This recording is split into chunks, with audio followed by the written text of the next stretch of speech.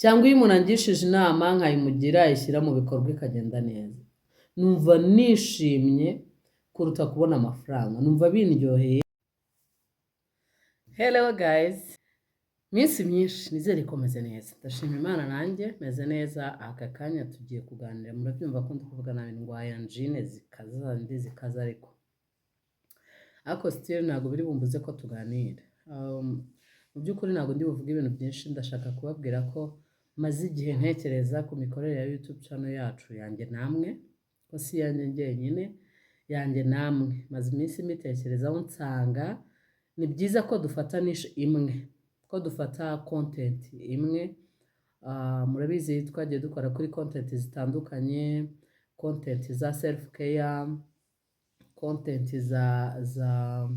z'amafaranga, content za relationship ku bijyanye n'inkundo n'ingo, content ku bijyanye ibintu bitandukanye. Ese mwebwe mwifuza ko twakora kuki?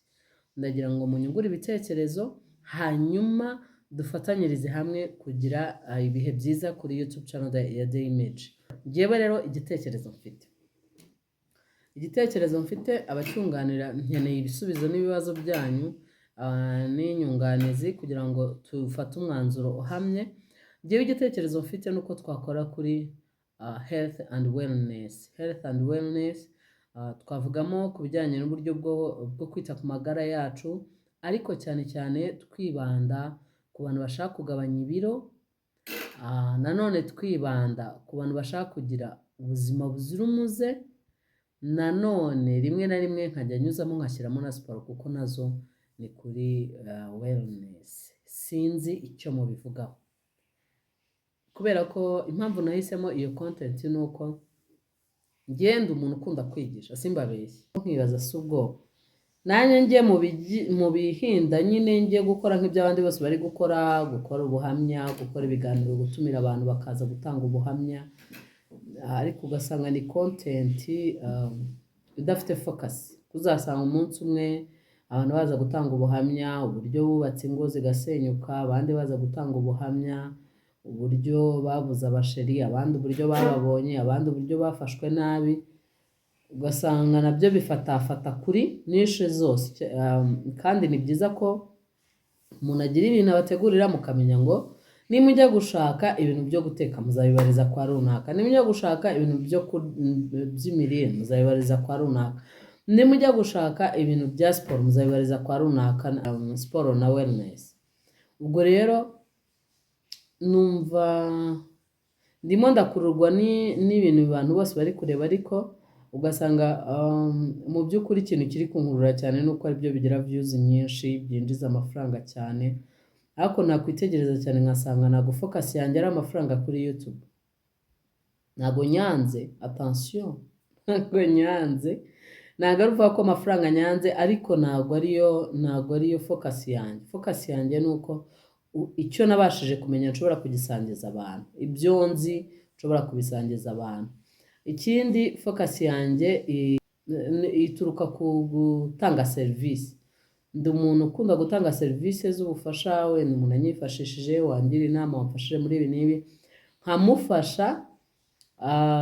Iyo ngewe umuntu agize simbizi wenda uko abandi babyumva, ariko wenda atanagira n'umuntu utekereza ko ari no kwiyemera, ariko iyo nkoreye umuntu ikintu kikaba successful, cyangwa se iyo umuntu asabye serivisi ikagenda neza, cyangwa iyo umuntu angishije inama nkayimugira ayishyira mu bikorwa ikagenda neza, numva nishimye kuruta kubona amafaranga. Numva bindyoheye, numva byibura hari umuntu nagiriye umumaro mu buzima bwe, numva byibura hari umuntu nafashije, numva hari ikintu cyiza nakoze mbese mu buzima bw'undi muntu.